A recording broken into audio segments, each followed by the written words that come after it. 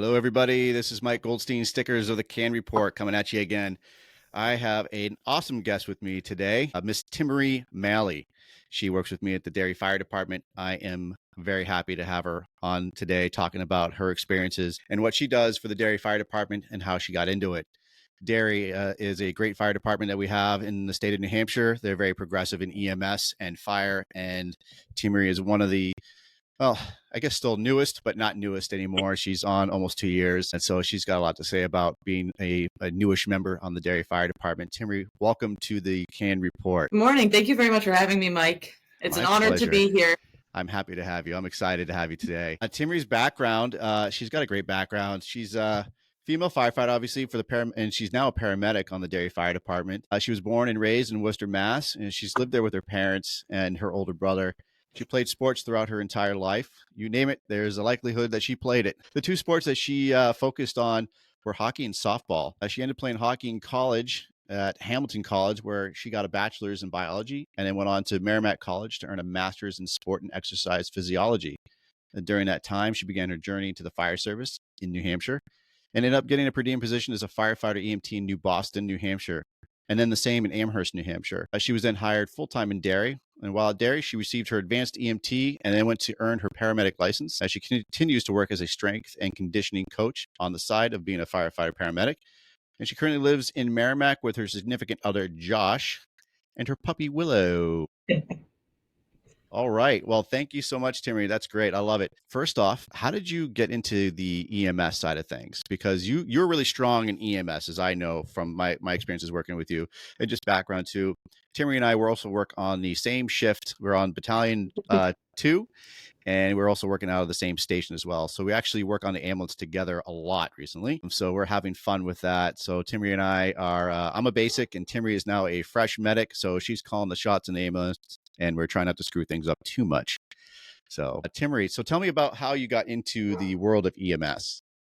So I went very much the unconventional route, as some people would say, where a lot of times people getting into this field, they kind of know from high school or going into high school, and then they'll kind of hop right into it. I kind of went a more untraditional route where I ended up going through my bachelor's program and got a master's degree, and then I was kind of like, I want to try something else. I considered military a lot growing up. When I was 12 years old, I was like, I want to be an infantryman. I mean, obviously I was 12 years old. That wasn't going to happen. And at that time, women weren't allowed to be infantry. So, I mean, I always had that on the back burner in the back of my mind. Even going through college was reconsidering the fact of joining the military, but didn't end up doing it. I didn't feel that it was the right path for me, per se. I have a lot of family with military history, cousins, uncles, and so that always was kind of on the back burner. But also my uncle was a paramedic in Worcester, and I remember when I was young,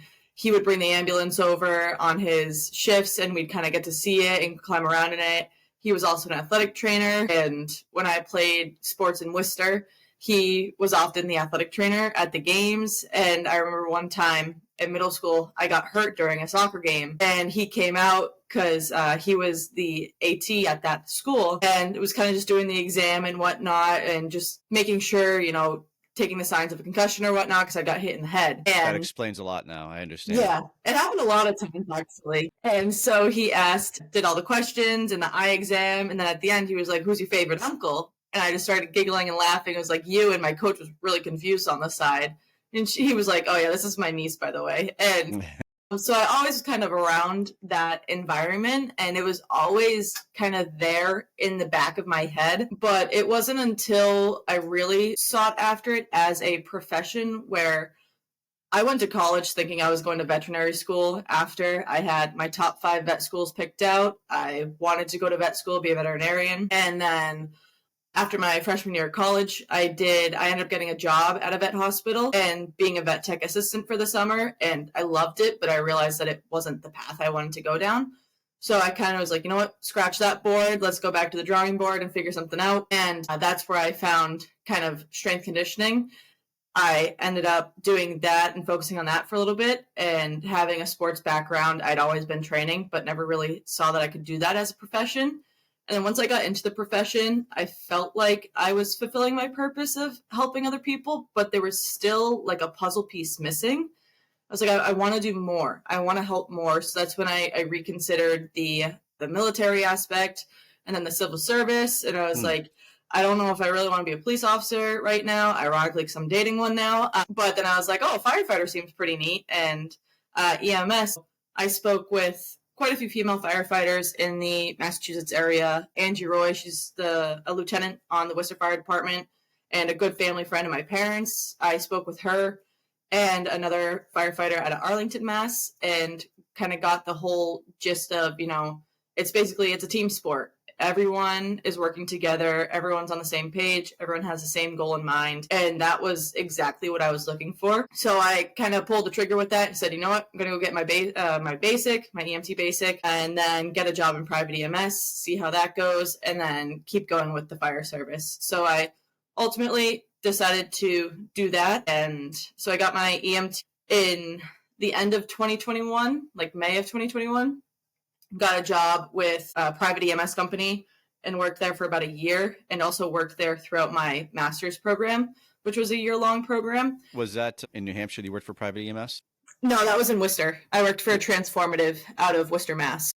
And what kind of transfers did you do out of there? Was it just basic transports, or did you get to do any seated stuff, any contracts, or?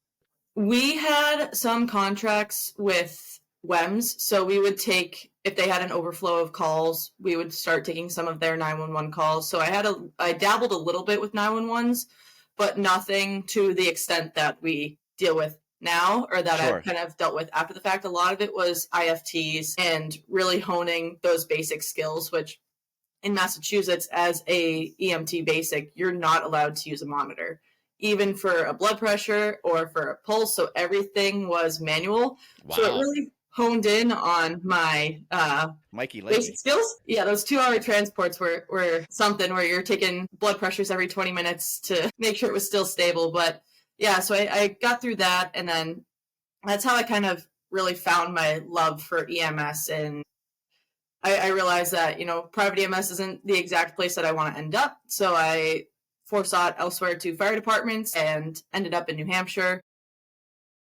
Did you know anybody in New Hampshire? Did I know? I started in Massachusetts and looking around because of where I lived in Worcester.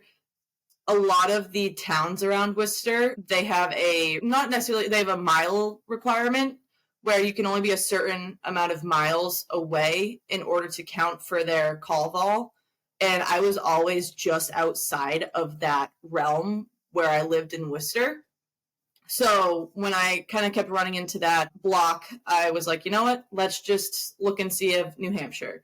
Sure. And at that point, Josh he had gotten hired in Derry. So I was like, okay, I'm going to end up in New Hampshire eventually anyway, so might as well just start looking. So you were living in Massachusetts and you were already dating Josh? Yes, we met in Massachusetts. We're both from Mass, and we both moved up to New Hampshire. And at that time, he was still a police officer in Derry? Yes, he got hired in August of 2021, and we started dating in May of 2021. Gotcha. So he had gotten hired when we were dating, and he moved up in the fall of 2021 during his police academy, because his police academy was the last one to be fully residential, and then they had a COVID outbreak, so then they moved to commuter. He's like, I'm not going to drive from Bellingham an hour and a half to Concord and back every single day. Sure. So he ended up moving up, finding an apartment in Bedford at that time.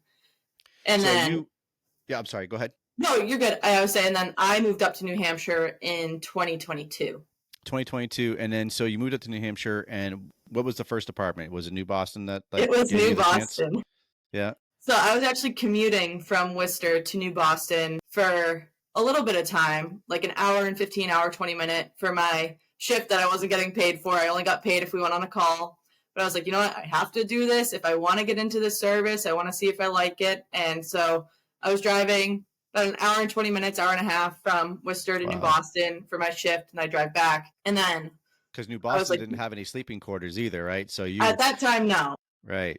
Once I moved up to New Boston, I was 2 houses up from the fire station, which was great, because anytime a call came in, I could just run down the hill and go to the station. But they ended up renting a house like right behind the station that was attached to the church. And there were two beds in that apartment that they were renting out for the on-duty crew to stay overnight. And that's how they got the approval to have people on shift overnight.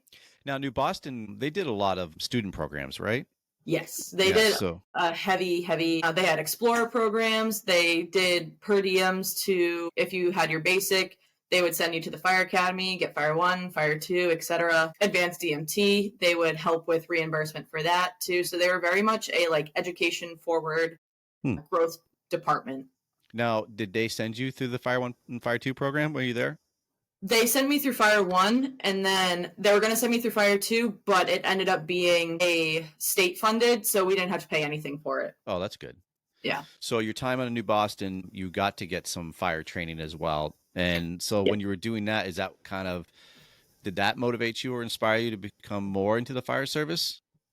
Or did you already definitely did. Yeah. I knew from the get-go that I wanted to join the fire service, and I knew kind of my path in was going to be through getting my EMT basic, and having that and then getting my fire certs were going to be the pinnacle of me being able to get a job later on. And I'd considered staying in Worcester, but knowing with like the civil service and whatnot, and wasn't sure on how long that time frame would be, because during the time of COVID, classes were getting canceled and then popping up out of nowhere, but they already had a list and et cetera with civil service.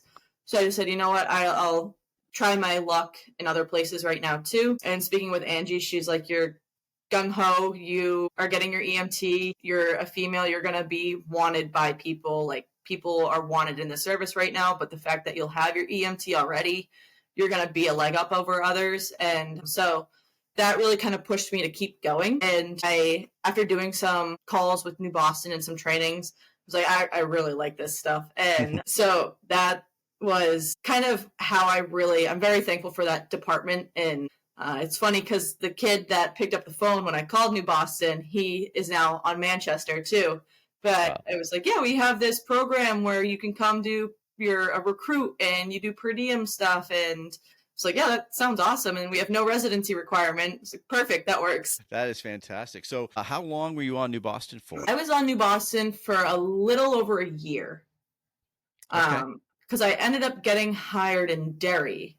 And so, I got hired in New Boston in 2022, got hired in Derry in 2023. So I was on for like a year and a half in New Boston. So then you moved to Amherst as well then? Were you still Yes, I worked I still currently work in Amherst. I haven't worked for a bit because it's the per diem and just through medic school. I was like, you know what, it's a lot right now. And I was still on probation in Derry while going through medic school. So I really wanted to focus on getting used to and learning how Derry does things and all about Derry, and then also getting through medic school and doing relatively well with that. I wanted to do that. So I did get hired in Amherst. I actually met Allie Freitz, who's a lieutenant paramedic in Amherst, in my Fire 2 class, Fire 1 class. We met in Fire 1. And I was like, oh, I'm, looking for another job too, just to kind of help with finances. She goes, oh, we're hiring in Amherst. Like, oh, okay. I went down and interviewed, put an application, and got hired there. So that was great. And I love it there. The people there are awesome and very helpful with everything. I had a tough instance with my uncle that they were right there with me, as was Derry, but this was when my uncle actually ended up in the hospital. And like, Josh had went to the station and they were like, hey, this is happening. And one of the deputy chiefs, I literally said, hey, one transporting one to Southern and EMT staying in town. And he was like, hey, A that's driving the bus, you need to switch out with the other A and get back here ASAP. And I was like, oh, maybe there's a fire call coming in because I'm the one with fire certs on the ambulance, so they just need me. Sure. And it ended up being that my uncle was in the hospital, and he was like, you need to go down to Worcester. And so the fact that they called me off of that and were like, you need to go, we're taking you off the shift for right now. They're very much family oriented as well, like Derry, which is great. That means a lot, in our line of work, where people know that, you're not going to work until they're dead. And when family members are sick or something comes up, obviously mentally too, we're not in the game anymore. You're thinking about your uncle, you're thinking about whatever family member that's going on. How much are you going to be into the game and trying to focus on of patient care when that's going on around you. I mean, some Yeah. people are able to block it, but at the same time, when something goes bad, then that's when you say, well, I've had a lot of stuff going on in my head. It's better to take that person off the shift and let them be with family members and let them clear their heads than trying to force them to go through a shift and just become a mess. And I'm definitely one of those people like, no, I'll continue to work. And then you've seen it, like, no, you need to go. You need to go home and take care of business. Yeah. So, no, I'm the same way.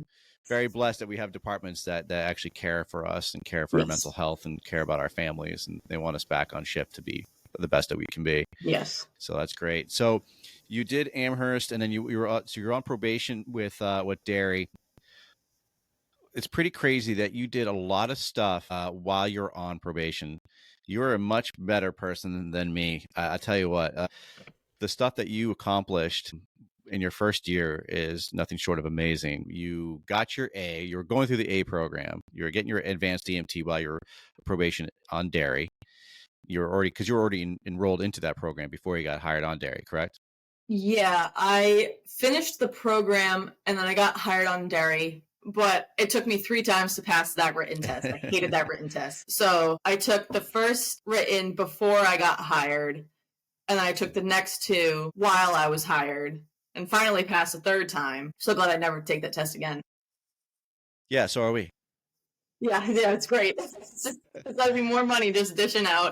Oh man, but no, I was just thinking about the index cards that were on the kitchen table, and you had your little nook there of index cards and laptops. Yeah, your little corner nook there of all your studying material. Someone eventually put a cardboard box in and just put all of my stuff into that box. And then you finished that, and then like 2 months later, you end up enrolling in the accelerated paramedic program out of Cambridge, Mass. It's funny because I got my A. I remember it specifically. I think it was November 13th. I was coaching at the gym, and I saw the email because I had tested that morning. I saw the email that your results are in. I was like, oh God, I'm not going to look until I'm done with my clients here. And then I looked, and it was like, oh, you passed. And it was November 13th. And then I enrolled in the paramedic program on like December 2nd or something like that. Yeah, that's crazy. Yeah. So you did the accelerated program. Derry has got very strong medics. They're very EMS oriented, and we would take a lot of pride in the fact that we have some of the best medics in the state. And they sent you and another person through the program. What was the accelerated program like? Again, you're on probation. You're also having to check off everything that goes along with that, and keep up with your probation, and also now immerse yourself in a whole paramedic program. Sorry, my dog is going crazy. That's okay. The dog might start doing the same thing eventually. I have someone here taking care of our heating system, and so she is a Mastiff, and she's very protective, and she's just barking like crazy. So sorry to everybody. My dog is going nuts, being protective. The mini horse. Yes. So you're doing the paramedic program, and you're doing your probation. What was that like? I mean, because again, there's no way I could ever do that. I tell my wife that I would have to move into another apartment and shut myself off from everybody for the next 9 months. So what was that like, having to deal with everything you have going on, work, life, probation, paramedic? What was that going through your head like? It was hard. It was, for a lack of better terms, it was tough. And, I wanted to do everything I could on probation to, not necessarily prove myself, but to be the best that I could be with that and to excel. I mean, I was very green getting into the fire service, where Derry was my first full-time job. And although I was per diem beforehand as a firefighter EMT, I didn't get much fire experience. It was a lot of it EMS based. So I was very green with the fire service. I wanted to do as best as I could, but I also wanted to excel in my paramedic program. And I feel as though I had a little bit of a leg up because the year prior I had graduated, or year and a half, I had graduated from an accelerated master's program, which was also 9 months long. And I was also working full time during that.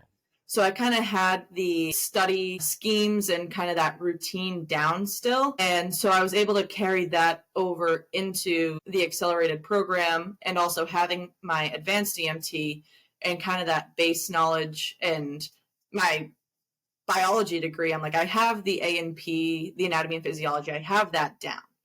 And that's kind of the base of which you form going forward. And so I had that kind of bit of leg up, I would say. And being on Derry, I was riding the medic a lot. So I was able to bounce ideas off the medic that I was riding with and trying to get into that mindset, which I think also really helped. And I was very grateful for being on the medic and being able to talk with my paramedic partner. And, after the call debrief, and they'd be like, hey, what do you see that you would do in the paramedic spot with this call in the future? So I felt very lucky that I had the support system that I did during that time. It was not easy. It was a lot, but I think if I didn't go to paramedic school at that time, I don't think I would have. Sure. I wanted to. And so the uncle that passed was my Uncle Dan. He was the one that was the paramedic in my family, and he was my godfather. So he was always the second dad to me growing up. He was there for every step of the way. He was someone that I would go to if I needed anything. I could tell him anything, and he was always a person. He was a rock. He was my rock for that. And unfortunately, he battled stage 4 lung cancer for 10 years and ended up passing in 2023, on November 29, 2023. So a little over a year ago now. And I had gotten a text from one of our lieutenants at the time saying, hey, it was November 28th. And my uncle had ended up in the hospital on November 27th. That's when I got called out of the call in Amherst, and Josh drove me to Worcester. And got a text on November 28th saying, hey, we have an open spot for paramedic school. Do you want to go? And at that point, I was like, no, not right now. Really, no one knew about my uncle being in the hospital at that time. It was only my deputy chief at Amherst and then our family and Josh. So I was like, no, not right now. I didn't want to think anything about it. And then my uncle passed on the 29th. And I was, going through all the emotions and whatnot. And I was thinking about it more after the fact, because he also told me, if you want to go to paramedic school and your department is willing to send you and you want to do it, do it. Don't wait on it. Do it. Yeah. And I remembered, and it was around that early December time, I remembered, I was like, he did say this. I know I just got done with school, but I do want to do it eventually. And if I don't do it now, then when am I actually going to do it? Yeah. So I texted the lieutenant. I was like, hey, just curious, is that spot still open? And they're like, yeah, call your BC. And so I called, it was Atwater at the time. I was like, hey, I want to go to paramedic school. And they're like, great. And they're like, you're starting January 1st. I was like, cool. Sounds good. Yeah, that is, that's a lot.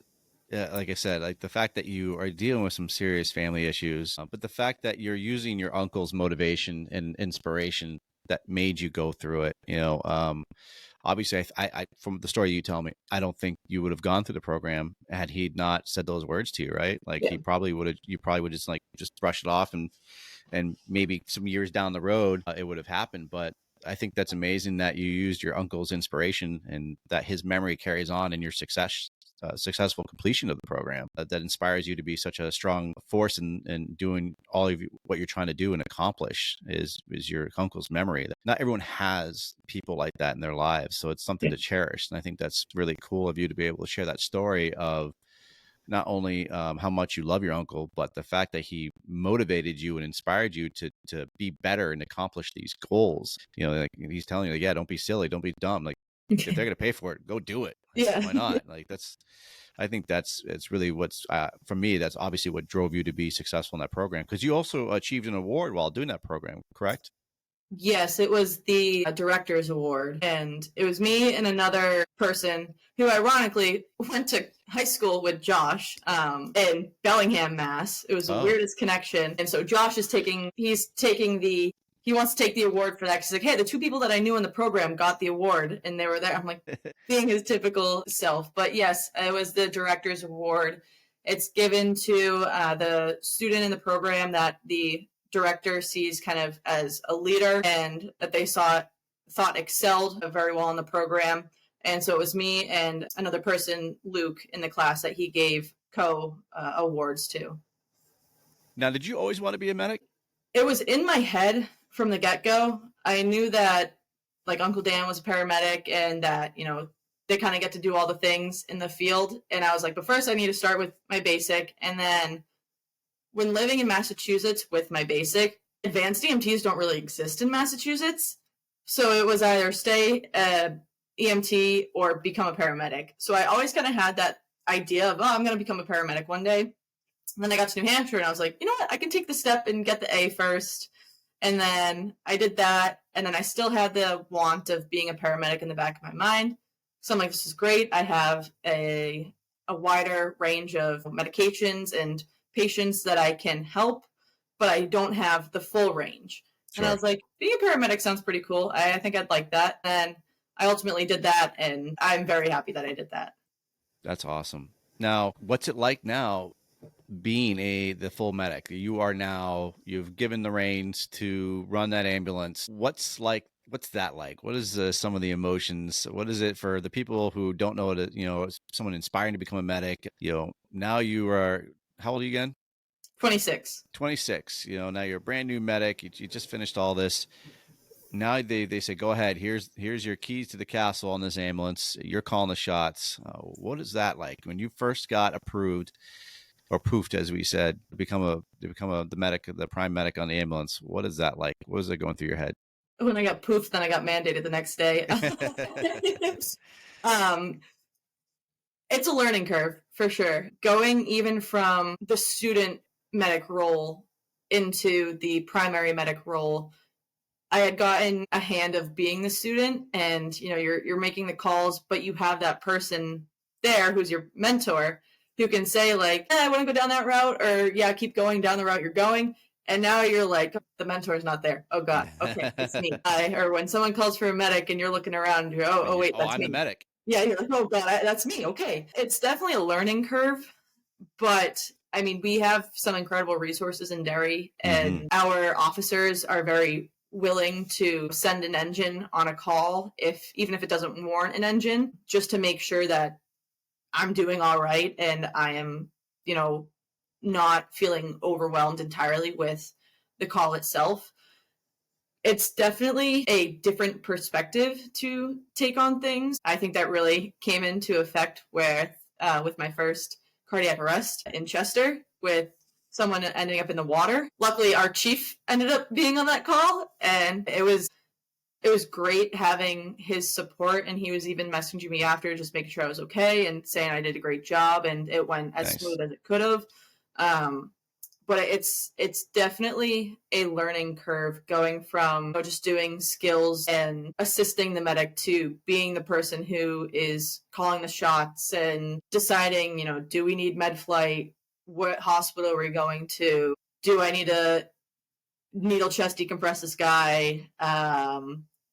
They're going to need a tube, et cetera, like running through the multitude of possible differential diagnoses and trying to wean them down to a couple, and then, making your treatment plans and knowing that, I could give one medication, but that could bring them down the wrong path. I could do another medication, but that could also bring them down this path. It's a big puzzle, but I like puzzles. I've always loved puzzles, and I think that's something that I enjoy about it is I got to figure out the puzzle, and I need to find where the pieces fit. And I try and look at it that way, where I'm trying to figure out this big puzzle. And so it keeps me intrigued every day. And you see things that continue to progress your knowledge going further. And I think Josh Eustace on our department, he's someone who can talk all day about all these medic things, so I'll go and bounce ideas off of him too. That guy loves EMS. Yeah, he was a huge help during paramedic school too for Carney and I. I loved doing ride times with him on the medic because I was like, so much was learned. But yeah, it's a whole different ball game, for lack of better terms. It's a whole new puzzle, and like the A was kind of like the 500 piece puzzle. Yeah, the medic is like the 2,000 piece puzzle that you're trying to figure out. And so I enjoy it. It's definitely a learning curve, but I definitely feel like I'm getting more of a handle with it each shift. Good. And I like that in order to do well in the field, you have, in this field in general, you have to keep learning. And so Right. you have to keep moving forward.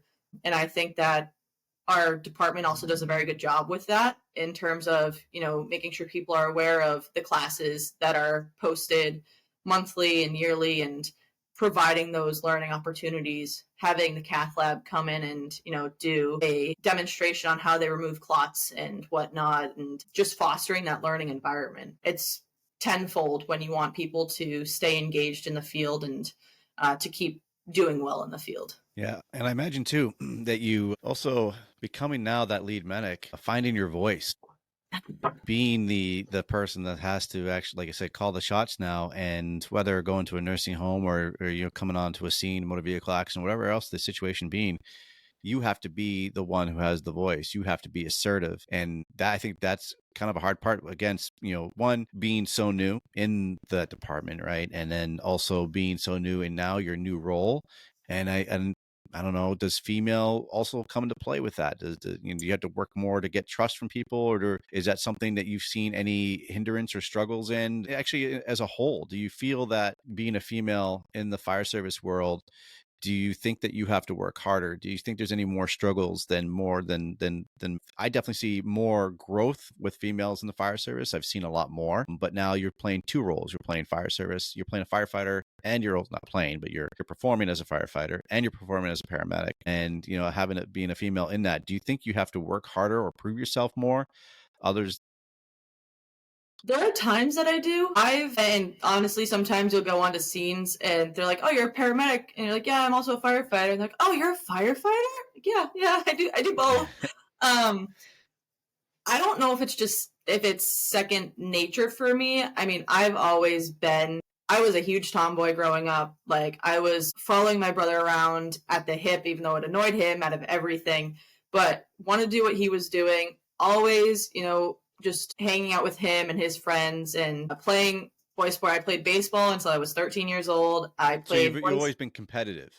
Yeah, I've always been competitive. I've always been around boys. I played boys ice hockey until I was 13 years old, and I've been in male-dominant fields with strength conditioning. I worked at some Division I colleges for strength conditioning and have always been kind of in that realm where it just seems kind of second nature to me, where I know that if I do my job and I do well, that I'm doing what I need to do. And I feel as though being a female in the fire service might give me a sense of a leg up, where we are kind of less, or there's fewer numbers of us, but the fire service is wanting to increase the numbers. So I think it kind of gave me a bit of a leg up in the hiring process, where I had my EMS certs, I had my fire certs, I was a female, and if people are, adding diversity to the fire service, then you're going to be kind of sought after. So I think that it helped me in a sense. And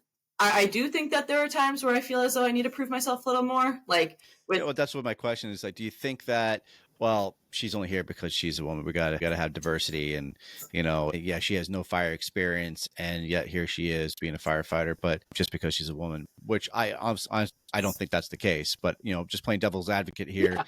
Do you think that that more females get hired with less experience, or do you think they get hired because they are not just females, but because they are qualified, that they are capable and willing to do the job? And like I said, I teaching at the academy, the girls that I've helped to teach, man, they are top notch. They blow past all the guys every time, and they're usually the leaders of the group. So I think that from what I've seen, that it's not hiring weak links just to fill I mean, they are hiring the best of the best. And I think departments around the world are doing just that, of being proactive and not just hiring male roles anymore. I think they're hiring strong female leaders and strong female paramedics and firefighters and police officers. And I think that the world has changed a lot. And like your background of playing sports and being in a male dominated role in those sports industries of hockey, for one, right? I mean, that's really male dominated. And like you said, you're competitive. I think that helps with being in the fire service world. You know that you're going to have to have that competitive mindset and be strong on the fire grounds, and also strong as a paramedic to have your voice, to be assertive, in a male dominated area. you're going to have to be the one that's might have to be the loudest. And we know that for you, you have a really loud voice. It's relatively easy at times. So that's going to be So, easy. But working on a call with you, and it was a simple call for the most part. But for that call, you know, it was at a rehab facility, and oh, yeah. you were very assertive, and we talked about it after the call. I was so impressed that the fact that you didn't let that nurse make the decision for you, that you said, no, this is what's happening with this patient. This is what I think the patient needs, and we're going to do it this way. And they were still kind of fighting back and forth with you on it. But the fact that you stuck to your guns and you were assertive and said, no, they need care now. We're going to go to the closest medical facility to get them the best care possible. That showed to me that you can have your voice, that you are assertive. And I think having a background of being driven, being heavy in athletics, and being competitive, and being around people that might fight you back, it showed that you're not gonna let people walk all over you. And Yeah. again, that was a pinnacle moment for me to see you actually succeed in your having a voice and say, no, I trust in my skills, and I'm going to tell you exactly my professional experience and knowledge, and we're going to get this patient the care they need right now. I appreciate that. I think it's a common, I think throughout the females that I've met in the fire service and that I've kind of seen, a common characteristic is that same mindset of like, I'm here to work. I know that I can do the work, and I don't need to, you know, there's no like explanations needed other than you seeing me do my job. Mm-hmm. Once you see me do my job, you'll understand that I am capable of doing my job. I think that female firefighters, anyone in the fire service, is very strong-willed and determined to do well. And I mean, you get into the service because you go to people on the worst days of their lives. It could be any call, but for them, it's the worst day of their life. And what you want to do is you want to help. And so having that same mindset, the drive to do the best you can to help others, I think it's just a common characteristic throughout the fire service. And I think again, the female firefighters that I've seen are very strong. They're very into their physical fitness. They want to do well, and they do well and prove that they're worthy in a sense by just, they show it. And I think that's the biggest kind of way that they go about it. Do you think that for training and being physically fit, do you feel that you have to train more? I mean, you know, do you think you have to lift differently, or, you know, train your body differently? Like, you know, preparing for the CPAT, they have for the physical test, right? They have a female week where just the females can Mhm. get an introduction to it and learn how to drag differently and learn how to train. And you're part of that. And our other firefighter, Louise Bishop, is also a part of that, which I think is awesome. And so you guys get together and help other females train to prepare for the CPAT and hopefully pass that. So there's a, was it like 3-day program, or is it just a day? It's a day, but they have different days throughout the year. But yeah, I think that you do have to train differently as a female, where just biologically your upper body strength is not as much compared to a male. That's just biology. That's just kind of the way it is. So you need to train your upper body a little bit more. I don't know. I'm considered weird to other people because I love leg day, and other people are like, "Meh, I like I like arms." I'm like, I like leg day, but you know, trying to utilize our legs to our advantage. And that's something that I kind of noticed on my personal CPAT as well, where I was doing things and I was driving for my legs. I knew my upper body strength, it's there, but it's not to what, you know, other guys have. Sure. And so I trained upper body, and I still trained legs, but I did a heavy focus on upper body. And then getting to the test, I wanted to use my legs as much as I could because that's where my driving force was out of. And for me, the hardest part was the dummy drag. And just because of my height, you have to hold the dummy by the handles. You can't go underneath the arms. You can't do anything like that. So you're holding this dummy in an isometric bicep curl for the entire length that you're dragging it, and your arms are burning out. And in my head, it was just, you know, go, move your legs. And then you get to the end and you have the breach and pull, and then okay, more arms, but no, you drop down and you use your legs to your advantage when doing that. That way you don't burn out your arms. So I think a lot of it is helping females realize that there's different ways to go about it. Just because you see a male counterpart do a test one way doesn't mean you have to do it the same way. Yeah. you have to find what works best for you. You have to find how you succeed in that test. And I think the most important part is you have to train for that success. I think a lot of people go into it just thinking, I need to train for the stair stepper. You do, but you need to train for, okay, I have now, it's like 7.5 minutes or 7 minutes to complete the remainder of this test. How long did you prep before actually taking that test? I made like a 5-month program, I believe. Now, your background in your sports medicine, did that help prepare to get some kind of routine or 100%. understand? Yeah. So you, not that you had an advantage per se, but you did, right? Like you kind of know the physics more behind everybody else. Yeah. So you knew what really to train on, how to train your body to get where it needs to be. So you had a 5-month program that did you build that yourself, or did you have other people help you? No, I did that myself. I did essentially like a progressive overload for 5 months. And the big thing was cardiovascularly being capable of carrying that weight, but doing, some difficult tasks for 10, 15 minutes. Trying to simulate that fire ground exercise. So a lot of it was interval training, but also focusing on strength training on other days and working in the Stairmaster. And then I ultimately worked up to 95 pounds on the Stairmaster for 3 to 5 minutes. And then I'd hop off and I'd start doing lunges for the length of the bay and back, and then a dummy drag for the length of the bay and back, and would work up to doing multiple rounds of it to make sure you did yourself a circuit. Yeah. You built yourself. I think that's so important. I love it because when I'm helping people prepare for the CPAT and people say, I'm preparing, I'm going on a run, or I'm lifting some weights. And I always have to tell them, this is a circuit training. This test is a circuit that is a nonstop motion. For 10 minutes, you are going to be beating yourself up, and you have to train like that. Just like we say, we train like we play, we train like we work. And I think if you're just doing one exercise a day, that's not going to prepare you for that test. You have to train your body to move nonstop for 10 minutes. Actually, more so. When I was training I did the same thing. I think I trained for about 5 to 6 months because I wanted to be the best that I could be for that test. Not that I was physically out of shape, but I normally wouldn't exercise with those kind of intervals, and you need to be able to go beyond that. And that's, I think, a big failure too, is people only train to that one moment. Like if the Stairmaster is only going to be 3 minutes and some change, they're only training for 3 minutes and 30 seconds. Like, no, you need to continuously like wear yourself out, get to that wall, and then try to go through that wall. And I think that's some of the failure points that we have in our training for our physical side of it, is that people don't train to push through that wall. And on the fire grounds as well, is we're only training so much. And then once we hit that wall, that's when people stop. And we need to push through that wall, because that's what the CPAT is, want to see how much you can push yourself through and not give up. Having that 5-month training program that you built yourself is awesome. That says a lot about your commitment and determination to get the job.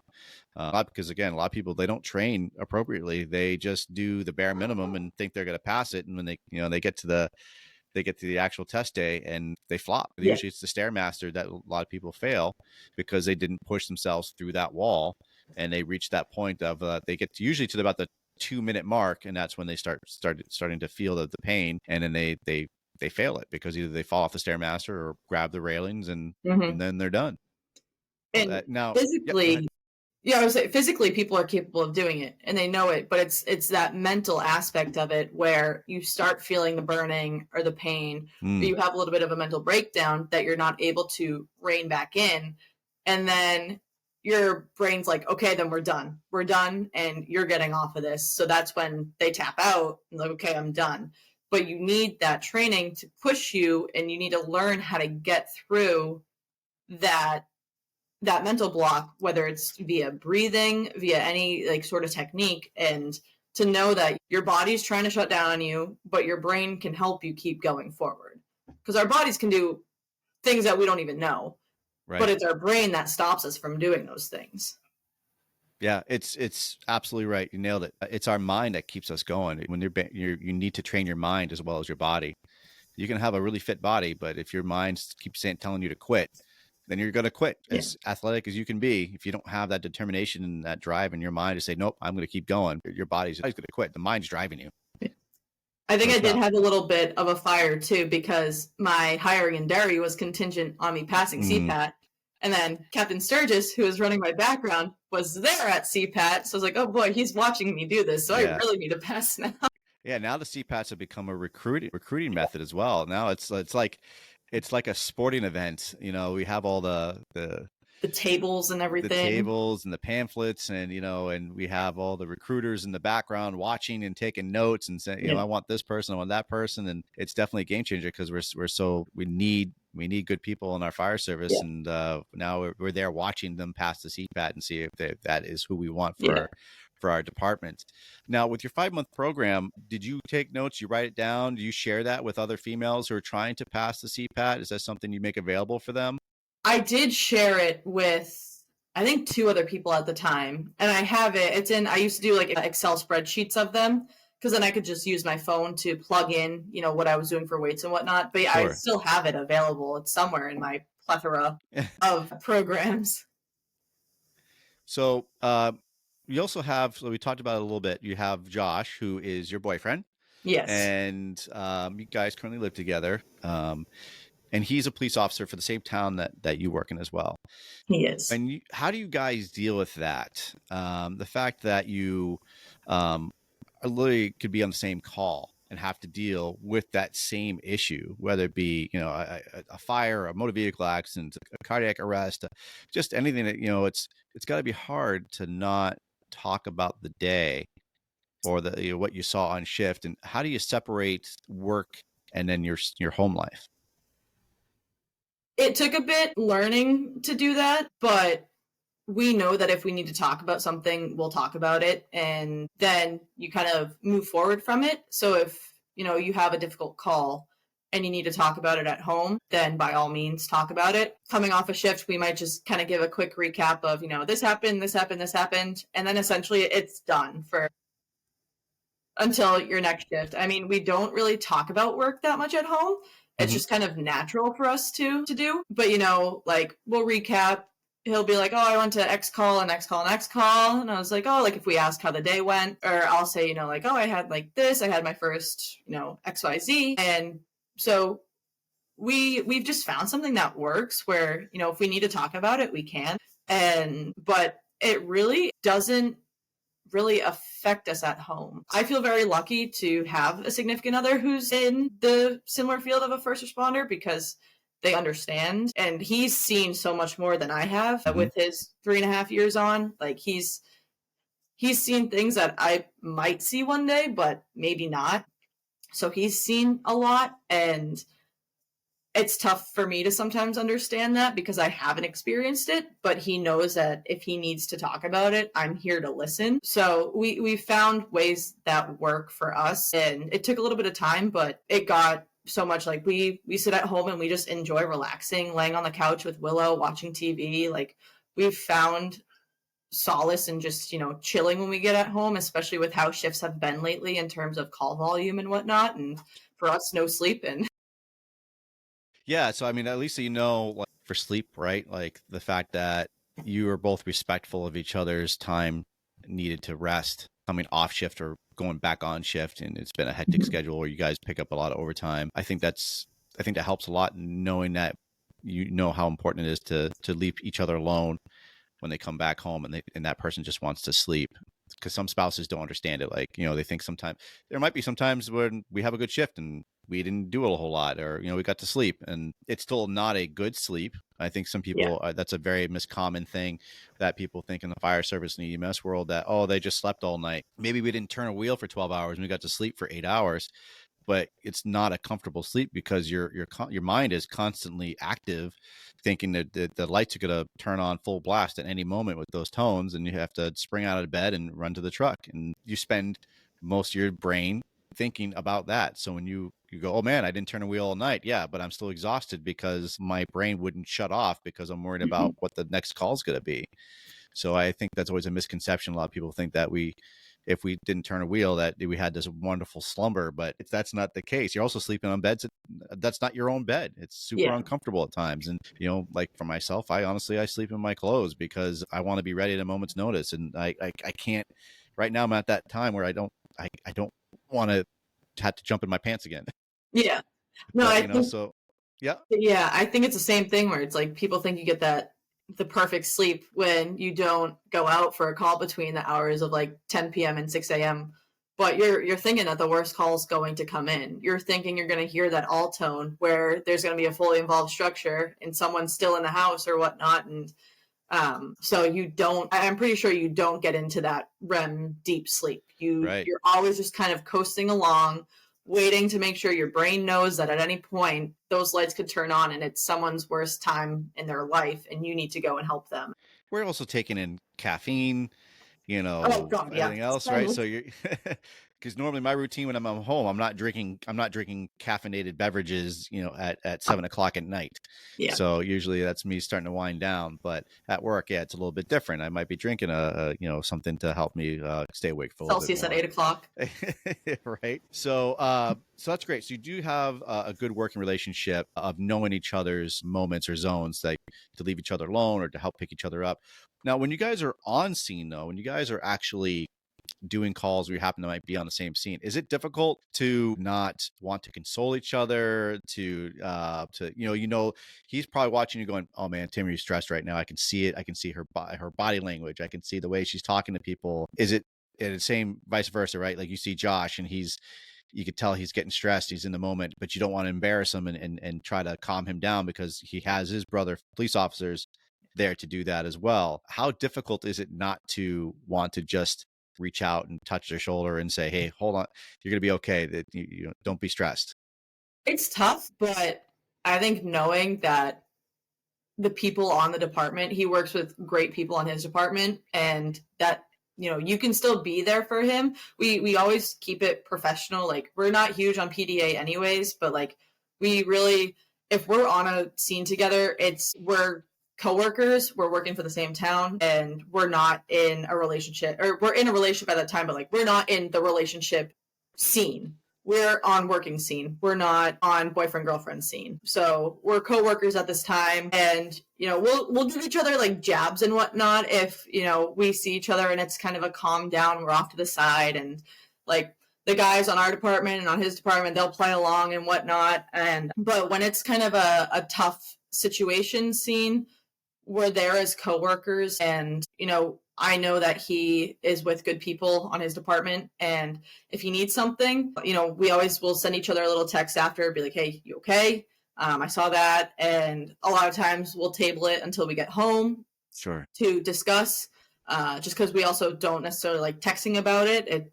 We're like, well, we'd rather have a face-to-face conversation, but we know that we're working, we have good coworkers, and we can trust those coworkers of each other to help each other. Sure.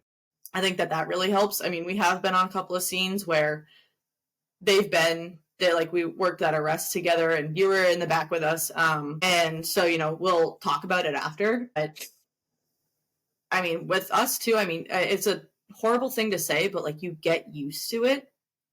The crappy things that you see and the shitty things that you see, you get used to it. And it doesn't mean that it still doesn't affect people, but for me personally, it takes a little less time to move forward from it. And sure, you get some thick skin, and that is a great point, because if you don't have that thick skin, or if you can't move on quick, you're not going to make it in this industry. It's just just facts. You can't dwell on those calls that have a bad outcome and think about that your whole shift, because you're not going to make it on your shift. Yeah. And you're not going to make it for your career if that's all you ever think about is those calls. So I think having a good rapport, like you said, like he has his fellow coworkers on the police side that get him through those tough times while he's on shift. And the same thing with us in the fire service, that if it's a bad call, we have great officers and line brothers and sisters that can talk us through it. And I think we do a great job with talking about after the call and making sure everyone's okay. We have a lot of good supportive people in the town of Derry that care about us and make sure our mental health is there. So you and Josh, I know, like, I just was thinking about that, like we talked about earlier, that the one call where you're in the ambulance and you called him babe, and you felt you just couldn't even let it go. Like the whole night you're just talking about that. And honestly, a lot of people didn't even catch on the fact that you called him babe. You're the one who actually pointed out and said, oh my God, I called him babe. And all of us were like, got it in the back, because I think I kind of gave you the look. I was you doing compressions and the lights went out. I was like, can you please get the lights, babe? Oh shit. But that helps to make those moments, like, even though we are in the middle of a really bad call, and we're not going to be laughing in the back of the ambulance, so sometimes you can't help it, but it helps to relieve the seriousness of the outcome of that call, where we're going to sit back at the kitchen table and joke that you called him babe to get the lights, and I'm in the middle of compressions and I caught that and gave you the look. That's what makes that moment for us to be able to have some moment of levity and to be able to not dwell on the negative part of it. And we have to come back to station and we have to joke. And I think people sometimes, especially passerbys who don't understand the fire service world, or, when they see us on scene of a horrific accident, there might be a moment where we might be laughing. They don't understand why we're laughing, and then they get mad, or it's a structure fire and, the fire's over and we might be having a moment where we're laughing with each other or slapping each other on the shoulder. We have to. And if we take every moment so seriously, we're not going to survive in this world. And so on scene, if we find humor in such a small thing, we need to enjoy that moment, because we can't just be solemn all the time. We're going to lose each other. We're going to be able to fall in this deep depression if we don't understand how to find humor in such small moments. And again, it might be a horrific time. We're not having burst out, balls of laughter, but if we can find a moment to smile and laugh, we need to take advantage of that. And you want to find a little sunshine in that aspect of, you just did everything that you could to save this person's family member or to save this house. Excuse me. You did everything that you possibly could, and the outcome's the outcome. Unfortunately, we always hope for the best outcome possible. We hope that not much of the house is lost. We hope that no one lost their lives. We hope that, we get this person back. But in reality, you do everything that you can and the odds still might not be in your favor. And that's something that's, I've had to learn to come to terms with, where, I can't always make the person come back. I can do everything I can to make the person come back. But I mean, I've been involved in one code save in like the 6 or 7 codes that I've been a part of. And, you do everything possible and still the odds just might not be there, unfortunately. Yep. Doesn't mean on the next time you're not going to do everything possible, because you're like, well, the odds are against me. You're still going to do everything you possibly can, even if you know those odds are against you, but you're going to do everything in hopes that 1% that you'll get is going to be the 1% that ends up happening. Yeah, we always hope for the positive outcome. Oh yeah, like you said, and we want that. We want everyone to go home safe and their family members to come back home to them. But we're professionals as well. Yep, and so we have to know that sometimes there's going to be good days and there's going to be bad days. And as much as we want and have to take care of other people, we need to take care of ourselves first in order to take care of those other people. So if we need to have a little sunshine moment of a little joke or finding some light in the darkness of what's going on right now, then we'll take that, because we also need to make sure that we're doing okay and that we're still able to smile and enjoy things. And it doesn't mean that we're not going to do our best and put our best foot forward, do everything we can to help others. It just means that, we need to take a second for ourselves so that we can make sure that we can take care of other people and do what we can to take care of other people. 100%. I love it. Now, you haven't caught many fires in your career thus far. Sadly. Hey, the one that sticks out for me is when we had last year. I was stuck in the ambulance. Yeah. I was stuck on the ambulance and you got to be on the engine, and you were first due on that. That had pretty much, well, you also had the tractor trailer fire, but we'll go with the structure fire. So with that was your first real fire, correct? What was that like for you, being so fresh, so green? What was going through your head for that moment on that fire? Shit.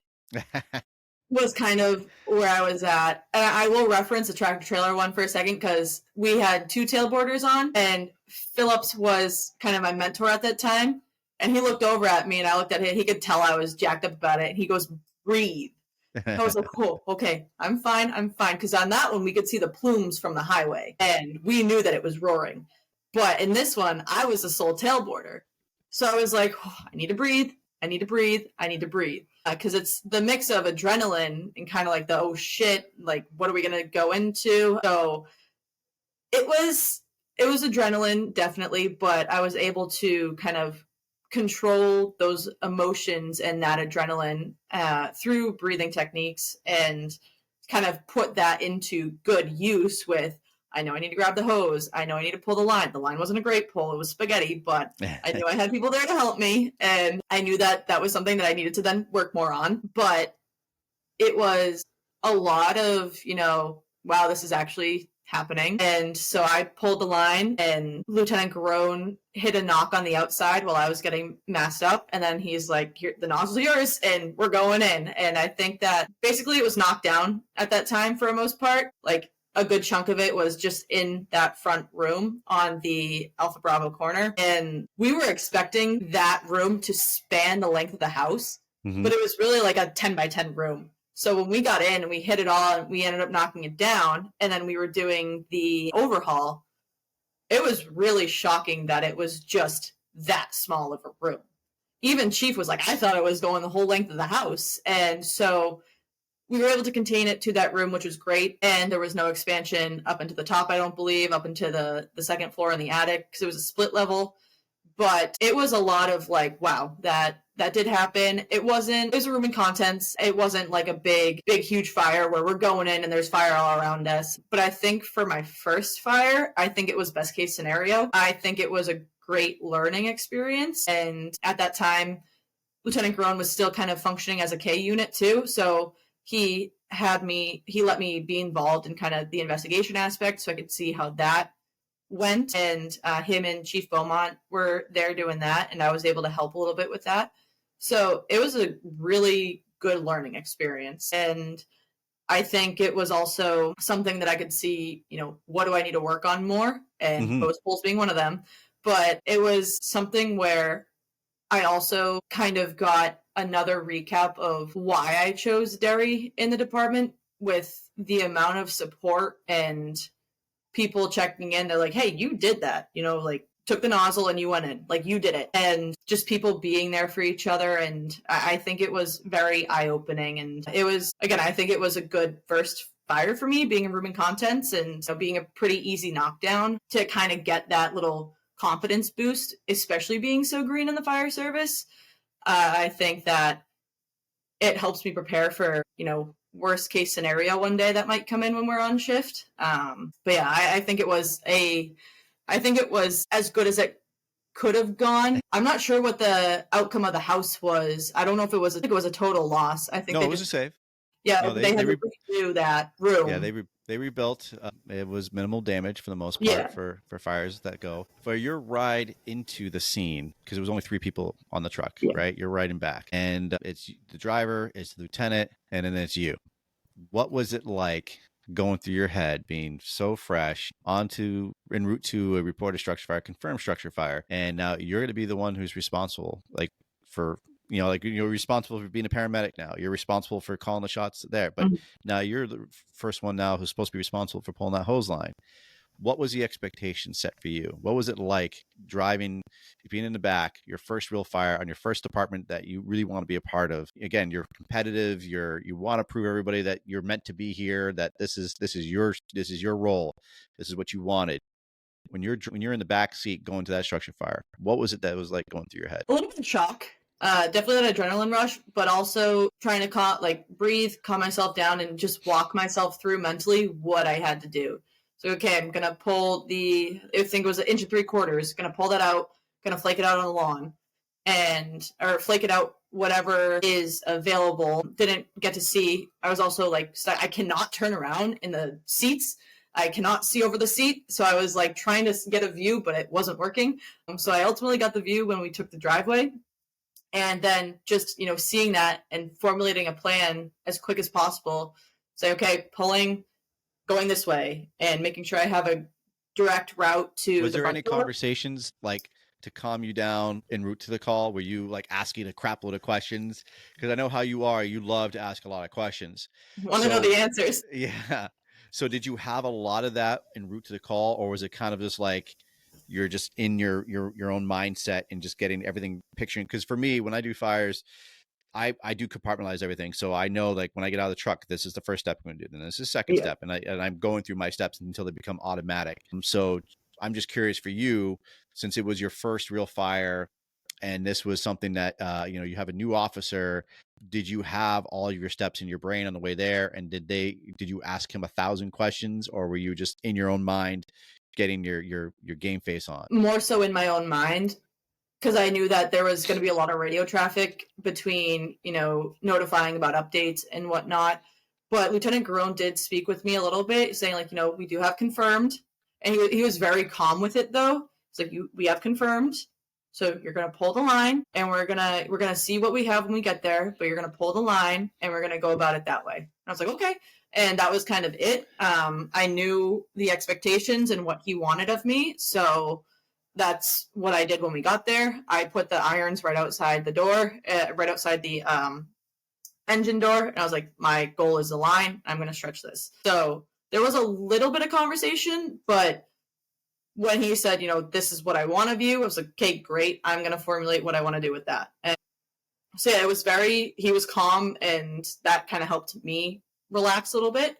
But yeah, it was more so in my own mind, like, Sure. calm down and breathe. It was referencing what Alex had told me before going to the track trail. I was like, look, I need to breathe. I need to control this. I need to breathe. I'm going to be fine. Because it's kind of like game day, right? Like, I Yeah. played sports in college, and I can only imagine how nerve-wracking that must be for like your first game, getting on the ice and getting all suited up. And it's got to be the same way of breathing techniques, calming yourself down. I don't want to screw this up in front of, thousands of people who are watching this game unfolding. I don't want to fall flat on my face on the ice, or I don't want to miss that goal, or whatever your responsibility is. And I think that's awesome to have your experience as being an athlete playing college level hockey, and then coming into the fire service, and you're going to have that same mindset of, I think that's why I think it's so key that a lot of people who play sports do so well in the fire service, because it's that same thing. It's competitive. You know how to get yourself in that right mindset,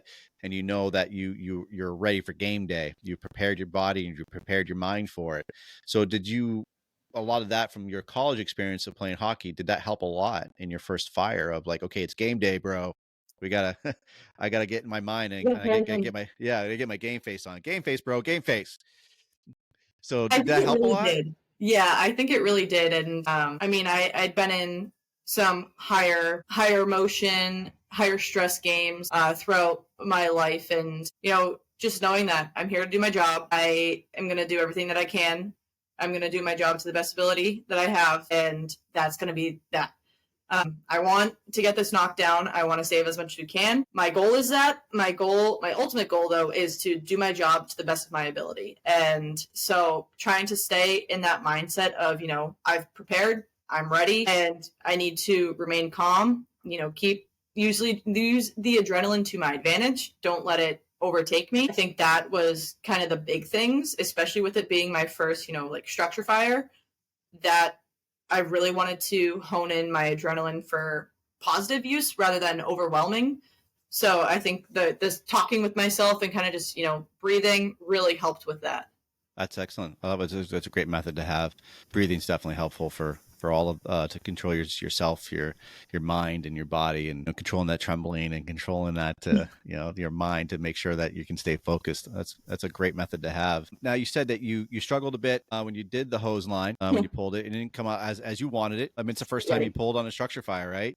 Yeah. So, I mean, mistakes do happen, unfortunately. We don't want them to happen. And honestly, I don't think it was a mistake for you. I think it's just a learning experience. The fire went out, right? You guys stretched the hose line, you applied water on the fire. It didn't hinder operations. You were able to recover quickly from that because you have a lieutenant that was calm under pressure. And I think that's also important, is that was your first fire. And honestly, that was the first fire for him, I think, being as an officer as well. And I think Chief Sebastian.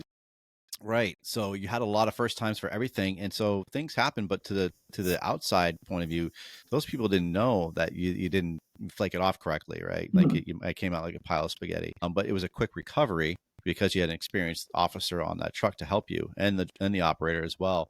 But I also think it's key is that you had really a positive experience about it, because you didn't have an officer that belittled you and made you feel like crap pulling that first hose line in your life on a structure fire. The fact that, it happened, it didn't come out exactly how you wanted it, but it didn't hinder his operations. He got the fire knocked down from the exterior, and then you guys transitioned inside and you got the job done. And then the fact that you just said it, I went back and I knew there was work I needed to have done and practice more on. Did you, the next day, did you play it over in your head? Did you start playing over, oh man, okay, I know next time I'm going to pull the hose line like this to make it more effective. I need to mask up more quickly, or, was those, like I always said, a good firefighter is always going to replay those calls in their head, whether it's a cardiac arrest, whether it's a motor vehicle accident, small or big. Usually, again, for me, I have my book that I put all my notes in. Do you kind of do the same thing? Like after that call was done, did you play it back and make notes of what you need to work on to make yourself more effective or more efficient? Oh yeah, I played back, I pictured the front lawn and I was like, okay, how should I have flaked this out, or how should I have pulled the hose? It's like I should have went around the bush instead of trying to go in front of it. I should have used more of the front lawn, and I should have also, I'm pretty sure the top load fell off of my shoulder. I think I had it a little too far back and it fell off my shoulder. So it's like I need to make sure it's more centered or a little more forward so that I have it and can control the hose load and then drop it where I want it.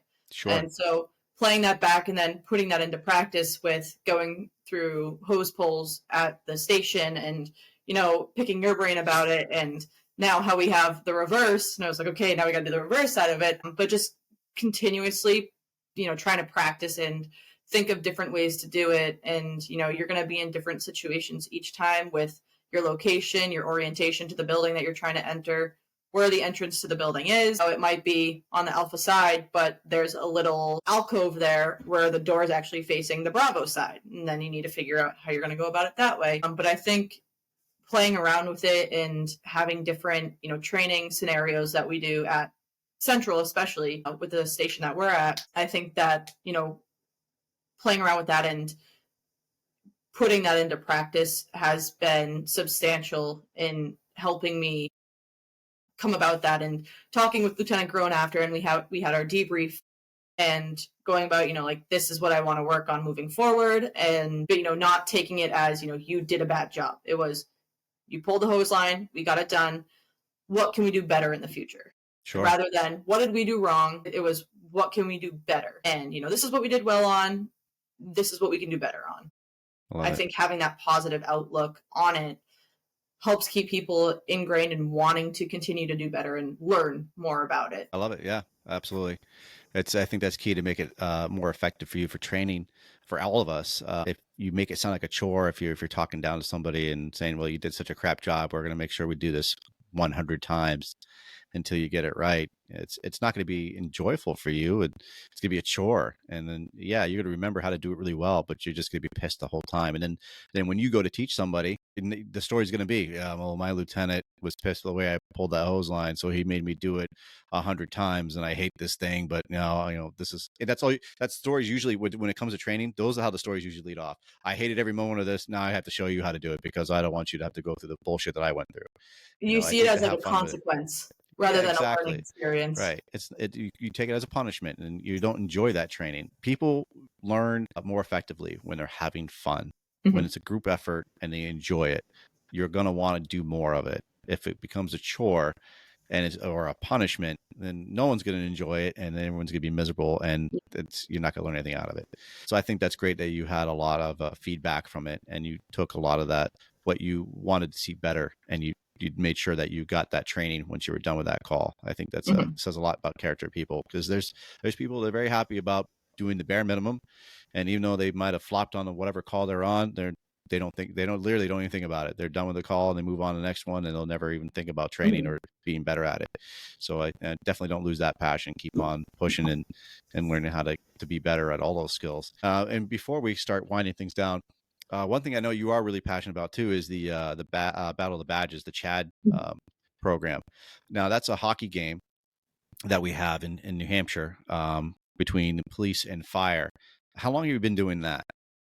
So last year was my first year. This is going to be my second year. Unfortunately, not able to skate this year, but I will be coaching. Oh, that's fun. That's very happy, that they took me on. I went through the first tryout and realized that, it was not going to work out with my hip. And if I kept playing, I would need to take time off from work. Like I can't fathom doing that. So I was like, you know what, I might have to hang up the skates this year.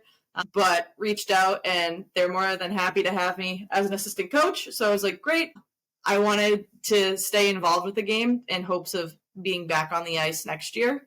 So yeah, this is going to be my second year. And I think Cody, it's going to be like his 6th or 7th year, something like that. Cody Lapis, right? So Cody Lapis is in it again, and he's accepting donations for the fundraiser. Can you tell me about the program? So Children's Hospital at Dartmouth Hitchcock is who runs the game or puts it on essentially. And they raise funds for children with a multitude of different kind of illnesses, diseases, cancers. And the person that kind of was the point of contact for the game last year, his name was Elliot Perry. He was a patient at Children's Hospital at Dartmouth Hitchcock. And he's now, oh my God, I think he's like 12 or 13 years old. But he took his experiences at the hospital and he was raising money and ultimately helped build I think it was one playground, maybe two, at Chad for the children there so that they have something to go outside of the hospital and do. But it's something that, you're helping these kids and their families who are going through these very difficult times. You're trying to help make that time have a little more sunshine with it. Trying to, fundraise money so that they can have further research and can have the families go through this with fewer expenses and really no expenses whatsoever. And so it's really, trying to have as friendly a game as possible between first responders. And I mean, there's always that going at it between police and fire, but for the fundraising for kids and their families who really, truly need it. And so they do a great job with it. And I'm very lucky and honored to be able to be a part of it again this year, even though it's in a bit of a different role, but still trying to raise money for them and hoping to beat our goal of last year. I think it was over like $200,000 that was fundraised at the game. So hopefully amazing. Doing a bit more than that this year. So now with that, you're taking on the coaching position. Do you still have a fundraising responsibility for it? Not as much. We don't, as the coaches, you don't have kind of like that same goal, but I'm still gonna fundraise as much as possible. I know Cody, he has to hit a certain goal in order to play, but so I'll definitely be upping his as well. But we still fundraise. We can fundraise if we want to. I'm definitely going to fundraise still to raise as much money as possible for them. And when's the game? It is March 16th, I believe. March 16th. Okay, so people have time. I think it's a battalion 3-day for us. Yeah. March 16th. So March 16th, Chad Battle of the Badges, hockey, fire versus police. And I think for the last couple of years, the police have beaten fire unfortunately. Every time, right? Unfortunately. So maybe we can change it this time. We're hoping to change that around this year. I hope so. So that's good. So Cody Lapis, he's fundraising for Battle of the Badges. Timary Malley is also doing Battle of the Badges as assistant coach. Timmy, before we start leaving here, what is it that you listen to when you're working out? Ooh. There's about what people listen to. Yeah. My go-tos when I don't know, I'll switch it up every once in a while, but it's this mix on SoundCloud called Down Under. It's a country mix that someone puts together. It's like 45 minutes long, and they do remixes in it. And I just like the constant changing, and I don't have to pick songs, so I just let that run through. Nice. But yeah, that's my go-to. Country girl. Okay, cool. Yes, Country I do girl from Worcester, Mass. Yeah. Awesome. Well, Timary, thank you so much. Is there anything that you could say to any females or girls that are looking to join the fire service? Any kind of, can they reach out to you if there's anything that they need to know about being a paramedic, to being a firefighter? Can they reach out to you on your social media pages? I know in the state of New Hampshire, where we have our CPAT, I know you're very active in that. So is Louise Bishop. And is there any kind of advice that you could give them or any kind of parting words for that? Yeah. Also, yes, feel free to contact me on any type of social media or whatnot. But I would say to not let any outside pressures get you down, to, if you're passionate about it, keep going with it, and that, your actions are going to prove yourself. And if you keep working at it, then you will be successful and continue to want to grow and to learn more. Your knowledge isn't going to stop, and you need to be willing to be open to learning more and growing forward, because that's how you're going to keep succeeding in the field and keep getting better at what you're doing. Great. Love it. Well, Timary, thank you so much. It's been a pleasure. I'll be seeing you tomorrow on shift on the bus. Oh, yes, on Medic 1. It's going to be fun because we have snow coming in. So that's I going to be a whole know. lot of fun. Not looking forward to that one, but we'll make the most of it like we always do and try Yes. not to screw up too much. But where's the fun in A that, little right? bit's okay. Well, Timmy, thank you so much. You could just hit that leave button and then I'll be talking to you in a little bit. Thank you so much, Timmy, and I'll be talking to you tomorrow. Awesome. Thank you so much. Have a great night or Thank day. you I so don't know what much. it is. Absolutely. Sure. One of those things. One of those things. Honored to be a part of this, Mike. Yeah. Thank you. All right. Bye-bye. Bye. So that was Timary Malley. She's a paramedic for the town of Derry. If anyone who is interested, especially females or girls that are looking to join the fire service or become a paramedic, she is a wealth of knowledge. She is a very passionate person inside the medical field and the fire service field. I'm proud to be her partner, and I'm very happy of the work that she's doing and the dedication that she has to the service. So if anyone's looking to join, if you're needing help with a fitness program or learning how to become a paramedic, she's done it all. So please reach out. Nothing's a secret here in the fire service. If people want to join a program or if they want to join the service, we are always happy to let everybody know how to join the program or to join the service and how to be successful in that. So please reach out to her. Her name is Timary Malley, and she would be happy to advise anybody who's looking to join or how to complete the CPAP program. The CPAP program is never easy for a lot of people who don't train for it. So please reach out to her or reach out to the State of New Hampshire Fire Academy, and they can help you get in contact with her or anybody else to help you train for that. Again, thank you so much for joining the C.A.N Report. I'm Mike Goldstein, Stickers, and we'll be talking to you soon. Take care, everyone.